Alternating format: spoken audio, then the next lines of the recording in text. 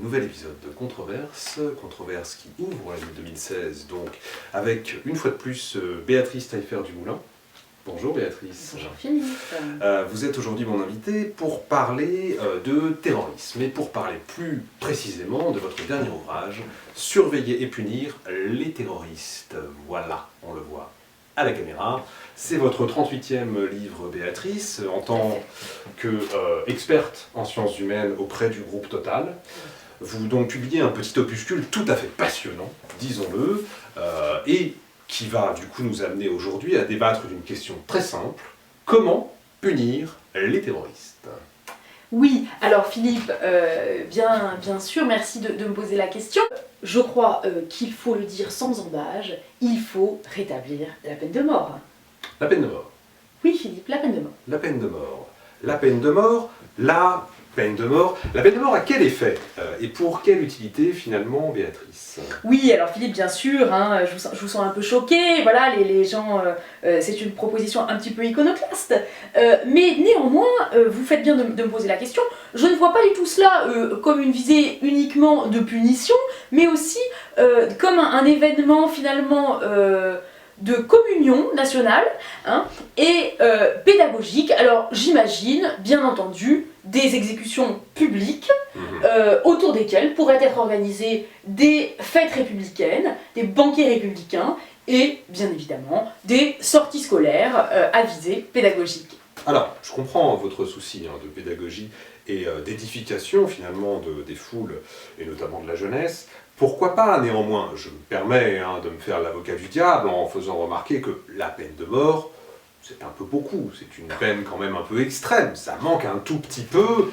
disons-le, d'humanité, voire, osons les mots qui fâchent, de droits de l'homme. Oui, Philippe, voilà, comme vous y allez, vous avez vos petits réflexes, hein, bien évidemment, d'origine humaniste, d'origine droit de l'hommiste, je comprends, je l'entends, mais attention, hein, je ne suis pas du tout là dans une démarche de souffrance, pas du tout. Je souhaite que dans ce cadre soit mise en valeur, bien évidemment, le savoir-faire français, la guillotine, Philippe, efficace, totalement indolore, voilà, et qui nous permettrait de développer une peine de mort rapide, parce qu'on ne va pas garder ces gens dans les prisons, oui.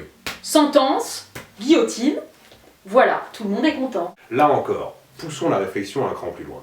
Si on doit appliquer, mettons, la peine de mort, que faire des corps de ces gens-là ? On va quand même pas leur offrir des funérailles à ceux qu'on vient de zigouiller ainsi. Oui, alors écoutez Philippe, je comprends hein, votre côté pratique toujours, hein, vous avez raison de poser cette question. Il est bien entendu hors de question de permettre aux familles et aux amis d'organiser des funérailles comme cela autour de thématiques de martyrs et autres idéologies islamistes nauséabondes. On a bien évidemment vocation à se débarrasser des corps. Alors, plusieurs options, hein, soit discrètement, à l'image de nos amis américains qui ont balancé le corps de Ben Laden à la mer, ou de l'exemple soviétique avec le corps du tsar Nicolas II et de sa famille, voilà, réduit à néant par l'acide. Donc c'est une première solution, mais je pencherais plutôt, Philippe, vers une solution écologique qui serait, à l'exemple du camp d'Auschwitz, hein, de construire des fours crématoires, mais attention, à visée énergétique pour produire de l'énergie verte.